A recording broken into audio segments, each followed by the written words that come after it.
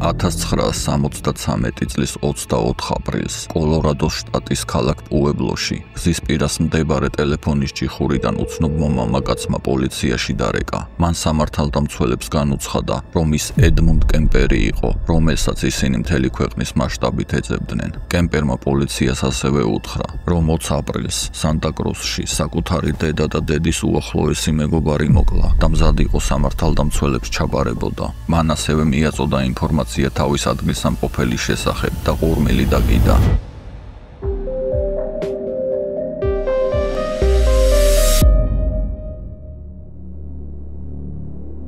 როდესაც პოლიცია ადგილზე მივიდა, ედმუნდ კემპერი წინააღმდეგობის გაწევის გარეშე დააკავეს. შემდეგ კი სანტა-კრუზის პოლიციას დაუკავშირდნენ შემთხვევის შესახებ აცნობეს და სთხოვეს გადამოწმება იმის სამართის, სადაც კემპერის მონაყოლით მკვლელობები იყო ჩადენილი. პუებლოს პოლიციის მიერ მიწოდებული ინფორმაციის საფუძველზე სანტა-კრუზის პოლიცია მითითებულ მისამართზე მივიდა ინფორმაციის გადასამოწმებლად. ადგილზე მისულ სამართალდამცველებს სახლის კარი ჩაკეტილი დახვდათ. მათ შენობას შემოუარეს უკანა მხრიდან ფანჯარა ჩაამტვრიეს და შიგნით შევიდნენ. სახლში გახრწნილი სხეულის საშინელი მძაფრი სუნი იდგა. ღვინის დათვალიერებისას ერთ-ერთ საძინებელში პოლიციამ სისხლიანი საწოლი და ბალიშები აღმოაჩინა, ხოლო იატაკზე სისხლის გუბეში წერილი იპოვეს. წერილში ეწერა: შაბათი დაახლოებით დილის 5:15 წუთი. აღარ იყო საჭირო, რომ ის ამ საშინელი მკვლელი ჯალათის ხელში დადანჯულიყო. ეს სწრაფად მოხდა ძილში, ზუსტად ისე, როგორც მინდოდა.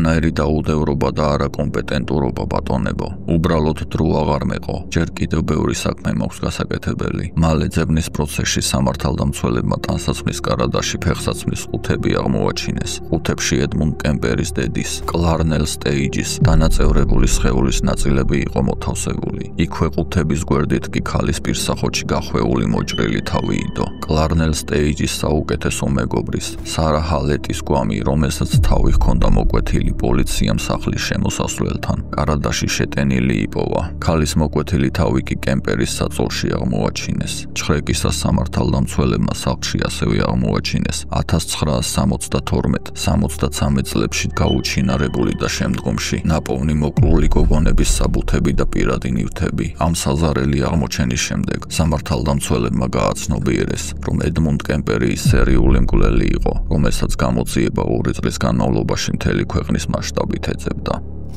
ედმუნდ ემილ კემპერ მესამე დაიბადა 1948 წლის 18 დეკემბერს კალიფორნიის შტატის ქალაქ ბურბენგში. ედმუნდ ემილ კემპერ უმცროსისა და კლარნელ ელიზაბეთ სტეიჯის ოჯახში. მას 2 და ჰყავდა, 5 წლით უფროსი სიუზანი და 2 წლით უმცროსი ელინი. კემპერის მშობლებს, კლარნელსა და ედმუნდ უმცროსს დაძაბული ურთიერთობა ჰქონდათ. ორივე ხშირად სვამდა ალკოჰოლს და გამუდმებით ჩხუბობდნენ. კლარნელს განსაკუთრებით სძულდა ქმარი და მუდმივად მის დამცირებას ცდილობდა. ედმუნდ უმცროსი კი ამბობდა, რომ ომის დროს გადატანილი საშინელებები და ატომური ბომბის გამოცდები არაფერი იყო კლარნელთან ცხოვრებასთან შედარებით, რომ მის გვერდით გატარებულმა წლებმა მასზე გაცილებით უარესი გავლენა მოახდინა, ვიდრე ფრონტზე გატარებულმა 396 დღეღამემ. კლარნელს ასევე სძულდა თავისი შვილიც, რადგან ბიჭი ძალიან ჰგავდა მამას. ის სწრაფად იზრდებოდა და 9 წლის ასაკში უკვე 15 წლის მოზარდივით გამოიყურებოდა. ბავშვების მიმართ განსაკუთრებული სიყვარულით არც მამა გამოირჩეოდა.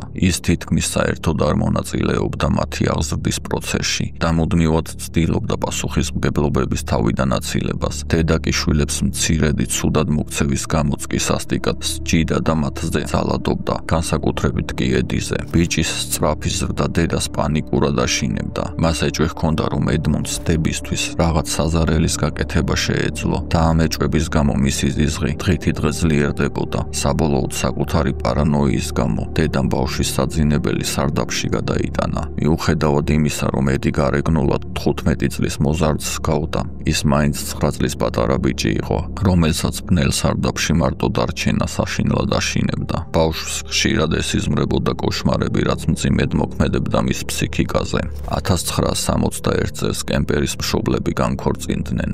განქორწინების გაყიდვების შემდეგ კლარნელი ბავშვებთან ერთად მონტანაში გადავიდა და იქ დაიწყო მუშაობა. ახალ სახლში მან კემპერს ისევ სარდაფში მიუჩინა ადგილი. ის ბიჭს მუდმივად ამცირებდა და ფიზიკურად ძალადობდა მასზე. ალკოჰოლიკი დედის აგრესიისგან ბიჭს თავის დაცვა არ შეეძლო და ჩუმად იტანდა ყველაფერს. ამის გამო ბავშვში ნელ-ნელა ბრაზი და ზიზღი გროვდებოდა. ის ხშირად იჯდა სიბნელეში სარდაფში მარტო და საზარელ ფანტაზიებში იძირებოდა, სადაც საკუთარ დედას საშინელი მეთოდებით კლავდა. ედმუნდს თანატოლებთანაც უჭირდა ურთიერთობა. მისი დიდი სხეულის გამო ბავშვები ერიდებოდნენ მასთან ურთიერთობას, რის გამოც ის მუდმივად ყველასგან გარიყულად გრძნობდა თავს. უფროს დასთან თითქმის არ ჰქონდა ურთიერთობა, უმცროსთან კი ზოგჯერ თამაშობდა, თუმცა უკვე დაზიანებული ფსიქიკის გამო მის თამაშებს საკმაოდ დამთვრგუნველი ხასიათი ჰქონდა. მისი საყვარელი თამაში იყო გაზის კამერა და ელექტროსკამი. ის უმცროს დას თხოვდა, სკამზე დაება და წარმოსახვითი ჩამთვლელი ჩაერთო.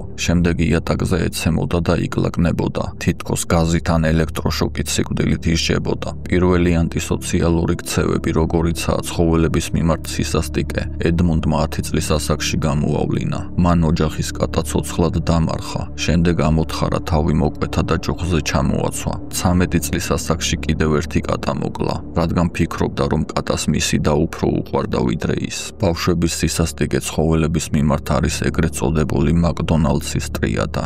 მაკდონალდსის ტრიადა სამი ფაქტორის ერთობლიობაა, რომელთაგან ნებისმიერი ორის არსებობა ძალადობრივი მიდრეკილებების პროგნოზირებად ან მათთან ასოცირებულად ითვლება, განსაკუთრებით სერიულ დანაშაულებთან დაკავშირებით. თეორია ამტკიცებს, რომ თუ ბავშვს ამ სამიდან ორი მაინც ახასიათებს, დიდი ალბათობაა, რომ ფსიქოპატად გაიზრდება. ცხოველების შემდეგ ედმუნდში უკვე ადამიანების მიმართაც გაჩნდა შემაშფოთებელი ფიქრები. ერთხელ, როდესაც მისმა უფროსმა დამჰკითხა, რატომ არ ცდილობდა თანატოლი გოგონების კოცნას, მან უპასუხა, რომ ამისთვის ჯერ მათი მოკლა იყო საჭირო. დედამ ეს რომ გაიგო, ეჩხუბა და უთხრა, რომ ის მამას ჰგავდა და არც ერთი ქალი არასდროს შეიყვარებდა მას. კლარნელი დარწმუნებული იყო, რომ შვილისადმი ეჭვები მართლდებოდა და ბედნიერიც კი იყო იმით, რომ მას სასტიკი მეთოდებით ზრდიდა. ის ვერაც ცნობიერებდა, რომ სწორედ მისი დამოკიდებულება იყო ერთ-ერთი მთავარი მიზეზი, რის გამოც შვილი ფსიქოპატად ყალიბდებოდა. 14 წლის ასაკში კემპერი სახლიდან გაიქცა და ლოს-ანჯელესში მამასთან ჩავიდა.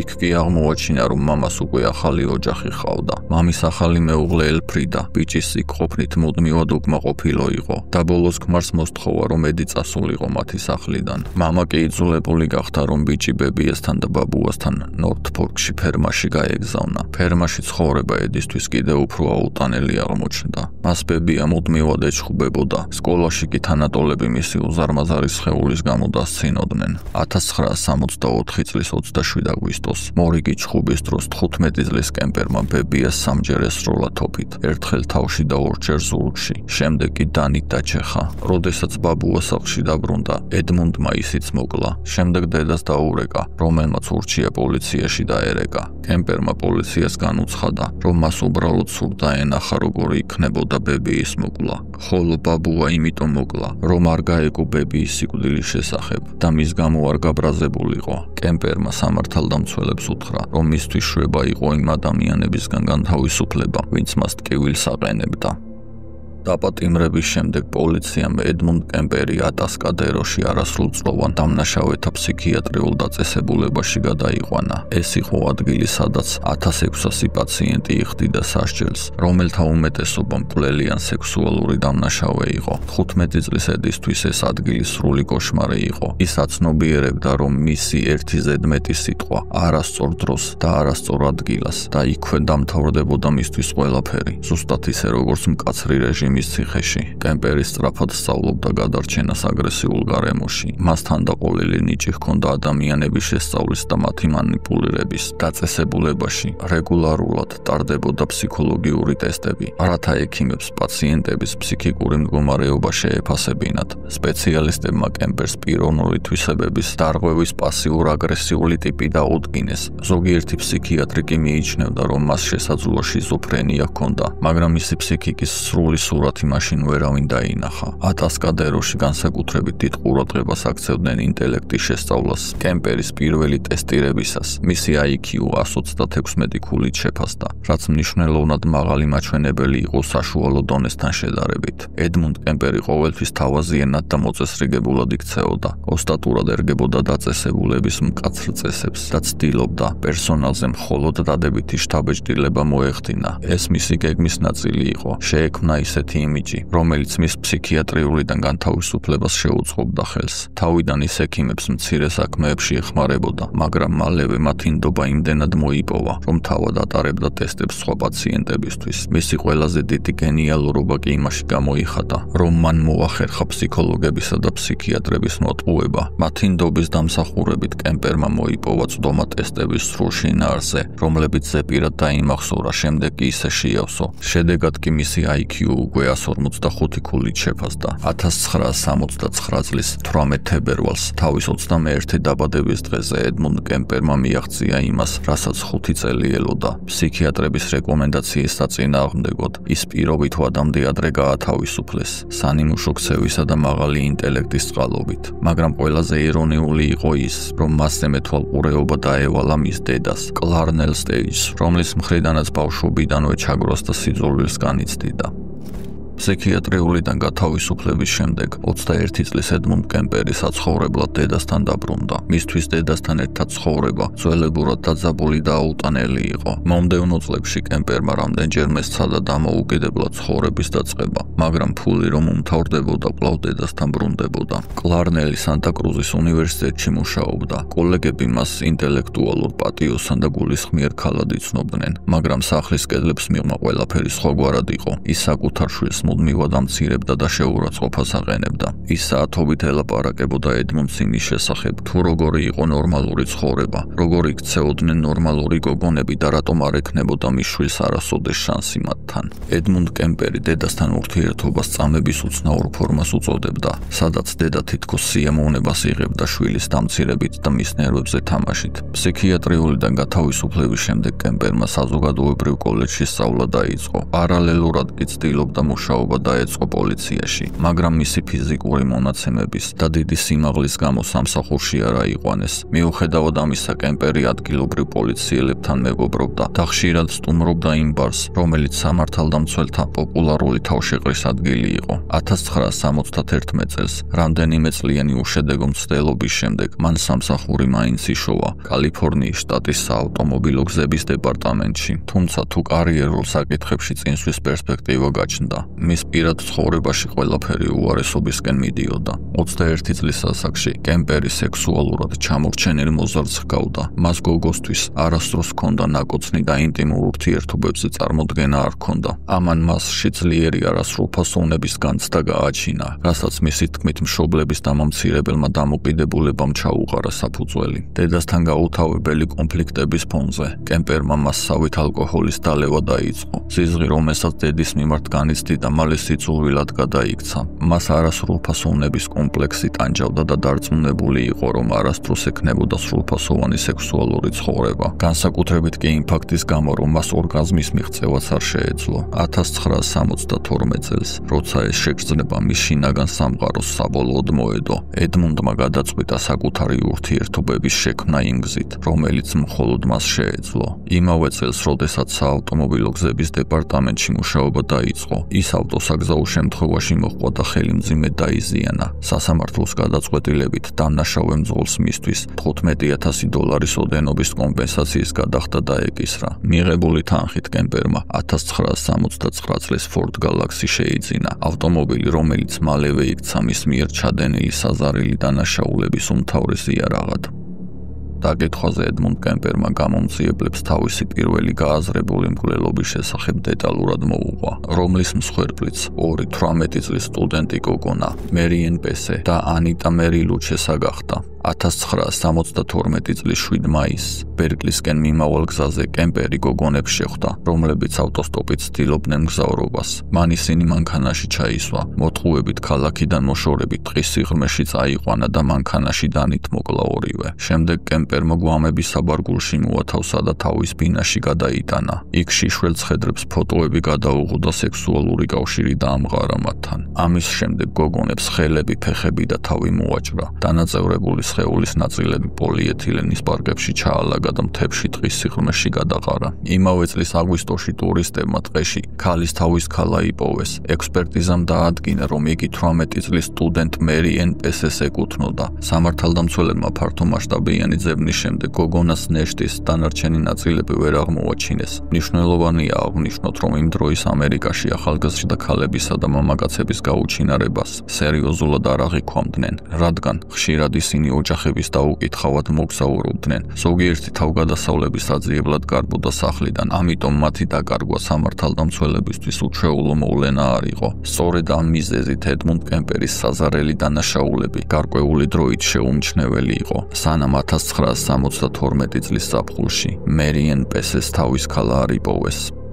ედმუნდ კემპერის მესამე მსხვერპლი 15 წლის კორეელი მოცეკვავე აიკო კუ იყო. 1972 წლის 14 სექტემბრის საღამოს გოგონა ცეკვის გაკვეთილზე მიდიოდა, მაგრამ ავტობუსმა გაასწრო და გაკვეთილზე ავტოსტოპით წასვლა გადაწყვიტა. სწორედ ამ დროს გამოჩნდა კემპერი. მან აიკო მანქანაში ჩაისვა, გზაში თითქოს გულწრფელად ესაუბრებოდა, უღიმოდა და სკოლის შესახებ ეკითხებოდა, მაგრამ მოულოდნელად გოგონას უთხრა, რომ ის მოიტაცა. კემპერმა შეშინებულ გოგონას პირზე წებოვანი ლენტი დააკრა. შემდეგ ყელში ხელის მოჭერით გათიშა და გათიშული გოგონა გააუპატიურა. შემდეგ კი დაახრჩო. შემდეგ ცხედარი მანქანის საბარგულში ჩატენა და უახლოეს ბარში წავიდა დასალევად. მოგვიანებით ბინაში დაბრუნდა, სადაც გვამთან სექსუალური კავშირი დაამყარა. ამის შემდეგ სხეული დაანაწევრა, ნაწილები პოლიეთილენის პარკში ჩაალაგა და ისევ მანქანის საბარგულში მოათავსა. მეორე დილით საბარგულში მოთავსებული დანაწევრებული სხეულით კემპერი ფსიქიატრთან ვიზიტზე მივიდა. ირონიულია ის ფაქტი, რომ ფსიქიატრმა სწორედ ამ ვიზიტის დროს უთხრა, რომ ის უკვე აღარ წარმოადგენდა საფრთხეს, არც საკუთარი თავის და არც საზოგადოებისთვის. ფსიქიატრის კაბინეტიდან გამოსული კემპერი მანქანით ქალაქთან ახლოს მდებარე მთებში წავიდა და აიკოს დანაწევრებული სხეული კლდოვანი ხევის პირას დამარხა. გოგონას გაუჩინარების შემდეგ აიკოს დედამ პოლიციაში დარეკა და შვილის გაუჩინარების შესახებ შეატყობინა. გოგონას ძევნისას პოლიცია მალევე იპოვა მოწმე, რომელმაც აიკო დაინახა გაუჩინარების საღამოს,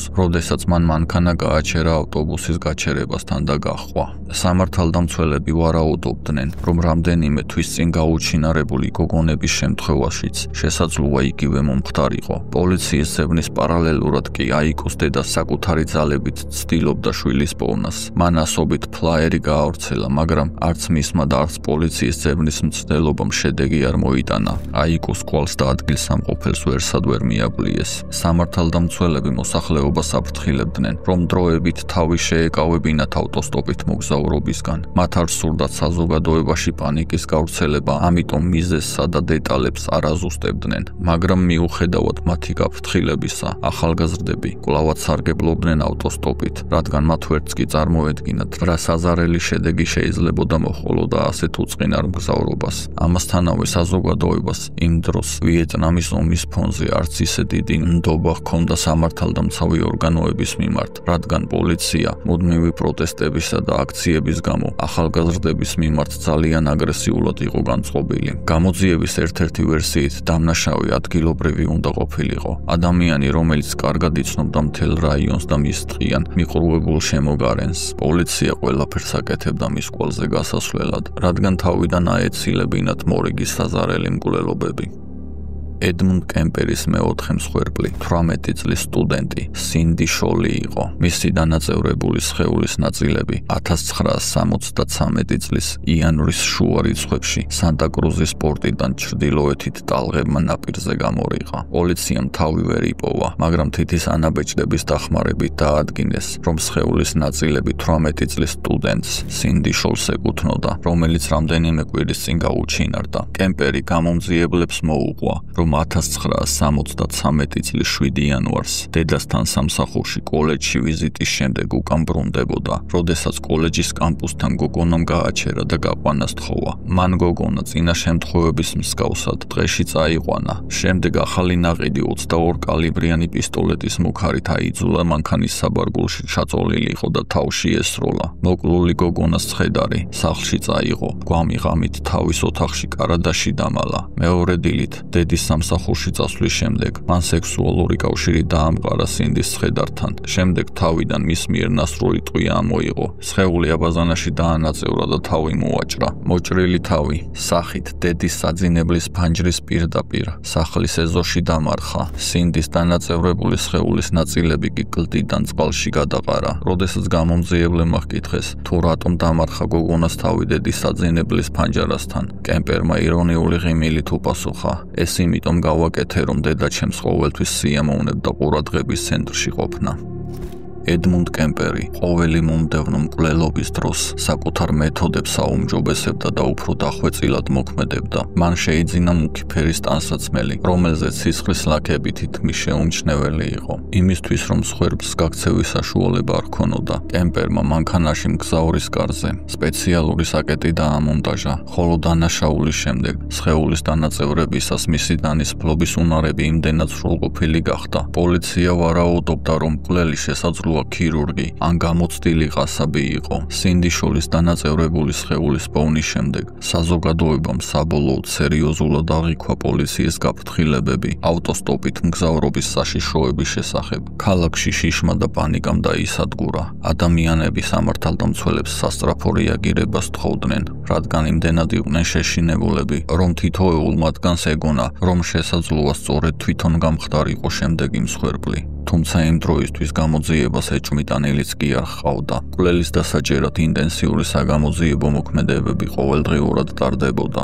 დღის ბოლოს კი სამართალდამცველები ადგილობრივ ბარში იკრიბებოდნენ, სადაც ერთმანეთს მიმდინარე გამოძიების შესახებ ინფორმაციას უზიარებდნენ. სწორედ იმავე ბარში დადიოდა ყოველ საღამოს ედმუნდ კემპერი. მას განსაკუთრებით უყვარდა ლუდის დალევა და სამართალდამცველების საუბრის მოსმენა იმის შესახებ, თუ როგორ ცდილობდნენ ისინი სერიული მკვლელის ყვალზე გასვლას. საზოგადოებაში კემპერს ოსტატურად ჰქონდა მორგებული ნიღაბი, რომლის წყალობითაც ბავშვურ, მორწყვ და მოუხერხებელ ადამიანად ჩანდა. სამართალდამცველები კი ჭკვიან და ცბიერ მკვლელს ეძებდნენ, ამიტომ ვერასოდეს იფიქრებდნენ, რომ ასეთი საზარელი დანაშაულების ჩამდენი სწორედ ის შეიძლებოდა ყოფილიყო. თუმცა არსებობს მოსაზრება, რომ კლარნელს შესაძლოა შვილის საზარელი დანაშაულების შესახებ სცოდნოდა ან ეჭვი ჰქონოდა. ის ზედმიწევნით კარგად იცნობდა ედმუნდს და მის ყველა ნაბიჯს გამუდმებით აკვირდებოდა. მართალია მის დადებით მხარეებს ვერ ამჩნევდა, მაგრამ ყველა უარყოფით თვისებას მუდმივად უსვამდა ხაზს.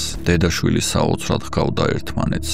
ორივეს საზოგადოებაში უწყინარი ადამიანის ნიღაბი ჰქონდა მორგებული, მაგრამ სინამდვილეში ნიღბის მიღმა სრულიად სხვა სახეს მალავდნენ.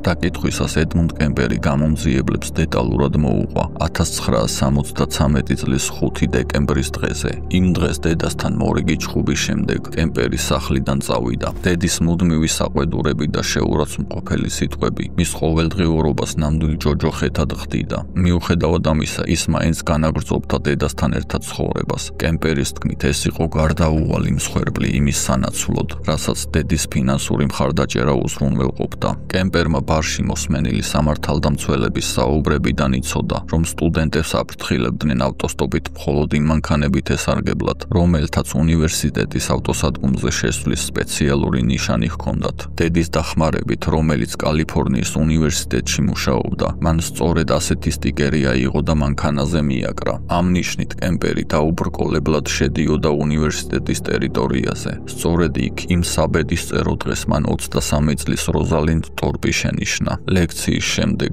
შენობიდან გამოსულ გოგონას ედიმ სახლში წაყვანა შესთავაზა. როზალინდმა მანქანაზე სტიკერი შენიშნა და იფიქრა, რომ ის წინდგომი ბიჭი უბრალოდ სტუდენტი იყო. მან მიიღო შეთავაზება და მანქანის წინ მძღოლის გვერდით სავარძელზე დაჯდა. უნივერსიტეტის ტერიტორიაზე კემპერმა მანქანა კიდევ ერთ სტუდენტ გოგონას 20 წლის ალისა ლიუს გაუჩერა და წაყვანა შესთავაზა. გოგონამ როდესაც დაინახა, რომ მანქანაში მისი თანატოლი გოგონა იჯდა, არც კი დაფიქრებულა ისე ჩაჯდა მანქანა. მანქანაში. კემპერი მეგობრულად ესაუბრებოდა ორივეს, მაგრამ როგორც კი უნივერსიტეტის ტერიტორიას გასცდნენ და უკაცრიელ ადგილას გავიდნენ, მოულოდნელად მანქანა გააჩერა. 22 კალიბრიანი პისტოლეტი ამოიღო და გვერდით მჯდომ როზალიnd ტორპს თავში ესროლა. შემდეგ კი შებრუნდა და შეშინებულ ალის ლიუს დაუმიზნა. მან ორი გასროლა აცილა, მაგრამ მესამე ტყვია გოგონას საფეთქელში მოხვდა. მოკლულ გოგონებს კემპერმა მანქანაშივე მოჰკვეთა თავები. შემდეგ კი უთაოდ ხედრებით დედის სახლში წაიღო. იქ ჯერ გვამებთან სექსუალური კავშირი დაამყარა.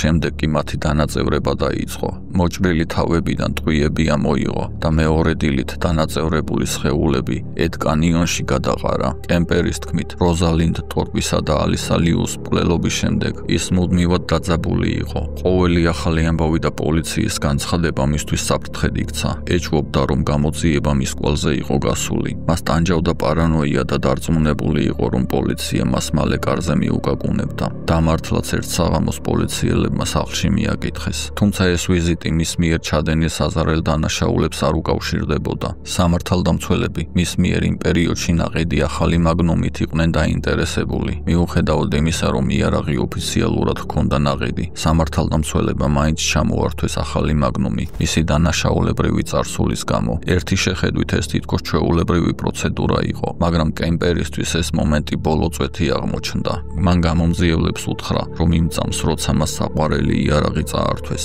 მიხვდა, რომ დრო იყო ყველაფრის დასრულების, დრო იყო საბოლოოდ მოეშორებინა დედა, რომელიც მას მთელი ცხოვრება აწამებდა.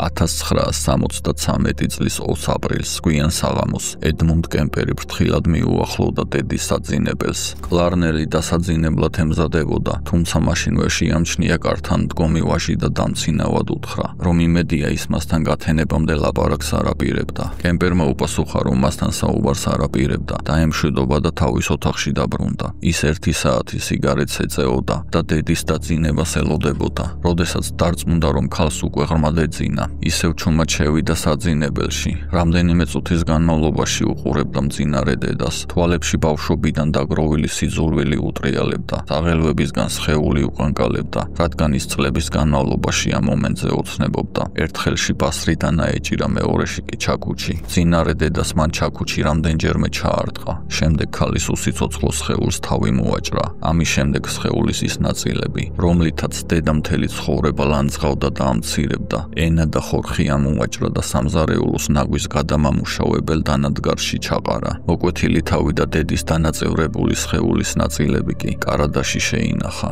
ამ საშინელების დასრულების შემდეგ კემპერი ბარში წავიდა და უგონოდ დათვრა. ცხოვრებაში პირველად მას, რომელიც წლების განმავლობაში ყველაფერს დეტალურად გეგმავდა, არ ჰქონდა არანაირი გეგმა იმ დღისთვის, როცა საბოლოოდ მოიშორებდა ყველაზე საძულველ ადამიანს, საკუთარ დედას. მისი როგორც ინტელექტუალის გონება უკვე აღარ მუშაობდა ისე როგორც ადრე. მისი ერთადერთი გეგმა იყო კიდევ ერთი მკვლელობა, დედის საუკეთესო მეგობრის. ბარიდან გამოსულმა დედის საუკეთესო მეგობარს 59 წლის სარა ჰალეტის დაურეკა და სახლში დაპატიჟა. როდესაც ქალი მივიდა კემპერმა, ის დაახრჩო, თავი მოაჭრა და თავის საწოლზე დადო. თავმოჭრილი ცხედარი კი შემოსასვლელთან მდგომ კარადაში შეტენა. შემდეგ პოლიციისთვის წერილი დაწერა და სახლი დატოვა. ის გაჩერების გარეშე ჩავიდა კოლორადო შტატის ქალაქ პუებლოში. გზად კოფეინის აბებს იღებდა, რათა საჭესთან არ ჩასძინებოდა. მანქანაში ცეცხლსასროლი იარაღი და ასობით ვაზნა ჰქონდა, რადგან ფიქრობდა, რომ პოლიცია მის აქტიურ ძებნას დაიწყებდა. ხოლო მას შემდეგ, როცა პუებლოში ჩასვლისას რადიოში დედისა და ჰალეტის მკვლელობის შესახებ ვერაფერი მოისმინა, მან ტელეფონის ჭიხური იპოვა, საიდანაც პოლიციაში დარეკა და მის მიერ ჩადენილი მკვლელობების შესახებ შეატყობინა. როდესაც გამომძიებლებმა ჰკითხეს, თუ რატომ გადაწყვიტა ჩაბარება, კემპერმა უპასუხა, რომ დედის მკვლელობის შემდეგ თავდაპირველი მიზანი გაქრა. მას აღარ დარჩა არც ფიზიკური და არც ემოციური მიზანი, რის გამოც მისთვის ყველაფერმა აზრი დაკარგა და ემოციურად გამოფიტულმა დაღლილობის კოლაფსის ზღვარზე ყველაფრის დამთავრება გადაწყვიტა და პოლიციას ჩაბარდა. ედმუნდ კემპერის სასამართლო პროცესი 1973 წლის 7 მაისს დაიწყო. მას ბრალი წაუყენეს 8 პირველი ხარისხის მკვლელობაში. პროცესი რამდენჯერმე გადაიდო, რადგან კემპერმა საკანში ორჯერ სცადა თავის მოკვლვა. საბოლოოდ სასამართლოს ხდომები 1973 წლის 23 ოქტომბერს განახლდა. კემპერის მიერ მიცემული დეტალური აღიარებითი ჩვენების გამო ადვოკატები ცდილობდნენ კემპერის მიერ ჩადენილი საზარელი მკვლელობების გამართლებას მისი ფსიქიკური ჯანმრთელობის მოტივით. ამტკიცებდნენ, რომ კემპერი ვერაცნობიერებდა საკუთარ ქმედებებს ფსიქიკური აშლილობის გამო. თუმცა კალიფორნიის კანონმდებლობაში არსებობდა მკაფიო წესი, მაგნოტენის ტესტი, რომელიც განსაზღვრავდა ბრალდებულის გონებრივ მდგომარეობას. ყველა ფსიქიატრმა, ვინც კემპერი შეისწავლა, ერთხმად აღნიშნა, რომ ის წინასწარ გეგმავდა მკვლელობებს, იცოდა როგორ დაეფარა კვალი, უთვალთვალებდა და უსმენდა პოლიციას და თავიდან ბოლომდე აცნობიერებდა საკუთარ ქმედებებს. 1973 წლის 8 ნოემბერს 5 საათიანი მსჯელობის შემდეგ ნაფიცმა მსაჯულებმა ედმუნდ კემპერი ყველა ბრალდებაში დამნაშავეცნეს. სანტა-კრუზის სასამართლომ იგი დამნაშავეცნო 8 ადამიანის საკუთარი დედისა და კიდევ 7 უდანაშაულო ქალის მკვლელობაში და სიკვდილით დასჯა მიუსაჯა. თუმცა იმავე პერიოდში კალიფორნიის უზენაესმა სასამართლომ სიკვდილით დასჯაზე მორატორიუმი დააწესა და სასჯელი შეიცვალა. მოსამართლე ჰარი ბრაუერის გადაწყვეტილებით კემპერს 8 მკვლელობისთვის სამუდამო პატიმრობა მიესაჯა. შეწყალების უფლების გარეშე ედმუნდ კემპერი გადაიყვანეს კალიფორნიის სახელმწიფო ციხეში, სადაც ის დღემდე იხდის სასჯელს.